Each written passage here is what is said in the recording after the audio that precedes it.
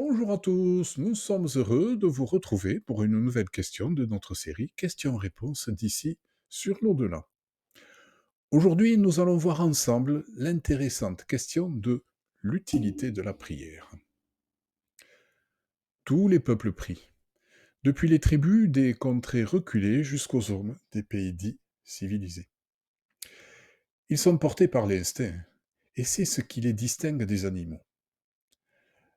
La prière est un besoin universel, indépendant des groupes et des nations. Voir Revue Spirit de 1866. En nous adonnant à une prière sincère et véritable, nous obtenons une grande variété d'effets, toujours bénéfiques, comme résultat. L'aide n'est jamais refusée, et l'essentiel n'est pas de beaucoup prier, mais de bien prier. La prière n'est pas une occupation, un passe-temps, c'est une étude de soi-même, c'est un lâcher-prise, c'est la mise en action de la foi. Par la prière, nous avons un point de vue plus éclairé du sujet qui nous préoccupe, nous permettant de voir les choses sous un nouvel angle et de leur trouver une solution. Si nous ne pouvons pas être dispensés des épreuves que nous traversons, il nous est donné les motifs ou la force pour les accepter ou les supporter. Nous recevons des pensées et des énergies réconfortantes, fortifiantes. Nous attirons de bons esprits qui nous aident de toutes les manières possibles, allant jusqu'à intervenir dans la solution des problèmes, si les lois divines le permettent. C'est pour tout cela que ce qui nous semblait insoluble ou insupportable avant que nous ne prions trouve une solution, ou, pour le moins, devient supportable. La prière sincère nous délivre du découragement et nous donne une orientation de ce qui est bon pour nous. Celui qui prie avec ferveur et confiance est aussi plus fort contre les tentations qui lui amèneraient des problèmes. Se passer de la prière, c'est se priver d'un puissant soutien moral dans l'adversité. Par la prière, on élève son âme, on recherche l'aide du monde spirituel. Sans la prière, nos pensées restent sur la terre et s'enlisent de plus en plus dans des choses matérielles. Nous possédons en nous-mêmes, par la pensée et la volonté, une puissance d'action qui s'étend bien au-delà des limites de notre sphère corporelle. La prière pour autrui est un acte de cette volonté. Si elle est ardente et sincère, elle appelle à son aide les bons esprits, afin de lui suggérer de bonnes pensées et lui donner la force du corps et de l'âme.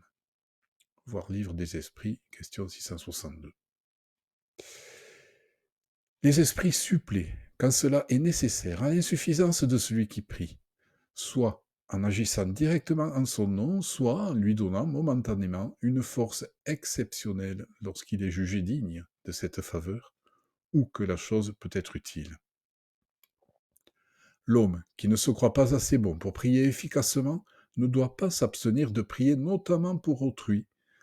La conscience de son infériorité est une preuve d'humilité toujours agréable à Dieu, qui tient compte de l'intention charitable qui l'anime. Sa ferveur et sa confiance sont un premier pas vers le retour au bien dans lequel les bons esprits sont heureux de l'encourager. La prière qui est repoussée est celle de l'orgueilleux, qui n'a foi qu'en sa seule puissance et ses seuls mérites. Les prières en faveur des désincarnés sont utiles, elles aussi, car ils les perçoivent et elles leur procurent du soulagement, du réconfort. Elles les aident aussi à mieux comprendre leur situation et à demander eux-mêmes l'aide de leur guide. Les prières sont toujours entendues et obtiennent une réponse, mais parfois, ce que nous demandons n'est pas juste, ou n'est pas bon pour nous, ou ne doit pas arriver maintenant. Parfois aussi, nous n'acceptons pas, plus ou moins consciemment, la réponse qui nous est donnée. Samuel M. Shoemaker nous dit dans la revue Réformador d'octobre 2000, peut-être que la prière ne change pas les choses pour toi, mais à n'en pas douter, elle te changera pour les choses. Voici un tour d'horizon de cet important sujet. Vous pouvez l'approfondir en lisant les passages cités sous cette vidéo. Merci d'avoir été avec nous, si vous le voulez, et à bientôt pour une nouvelle question de questions-réponses d'ici sur l'au-delà. Au revoir à tous.